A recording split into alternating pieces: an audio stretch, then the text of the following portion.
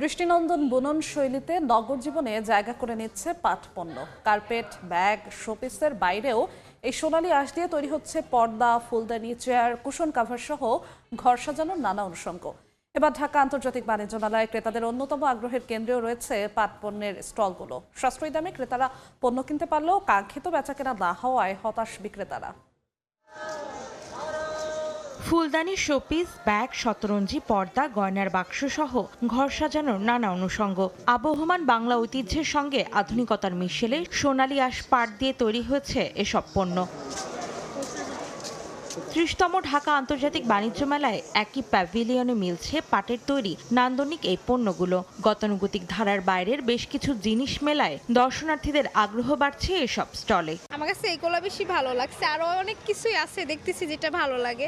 আগের বারের তুলনায় এবার সুন্দর জিনিসই আছে, সবকিছু সুন্দর। পাটের পণ্যটা সবাই ব্যবহার করুক আর পলিথিনকে না বলুক। আমি টোট ব্যাগস, বাস্কেটস, রাগস এগুলোই সবচেয়ে বেশি দেখছি এবং এগুলোর ফিনিশিং, এগুলোর ডিজাইনস আমার ভালো লাগছে।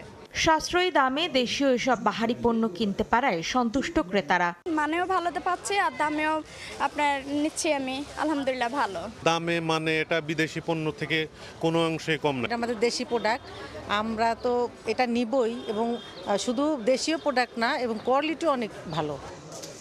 সাপ্তাহিক ছুটির দিন ছাড়া দর্শনার্থীদের সমাগম কম হওয়ায় আশানুরূপ বেচাকেনা হচ্ছে না বলে জানিয়েছেন বিক্রেতারা। এই পার্টিকুলার এবারের মেলাতে আমার মনে হয় আমাদের সেল গত কয়েকবার থেকে একটু কম, লোকজন একটু কম আসছে, বাট আমরা আশা করছি যে আসবে। শুক্র শনিবারে চাহিদা থাকে ভালো, আর বাকি দিনগুলোতে একটু কম থাকে আর কি। আমরা যতটা আশা করছি এবছর তার তুলনায় অনেক কম। এসব শিল্প ও উদ্যোগকে বাঁচিয়ে রাখতে আরও বেশি প্রচার প্রচারণা করা সহ দেশীয় পণ্য ব্যবহারে সবাইকে উদ্বুদ্ধ করার তাগিদ সংশ্লিষ্টদের। অন্তরা সেন, সময় সংবাদ, ঢাকা।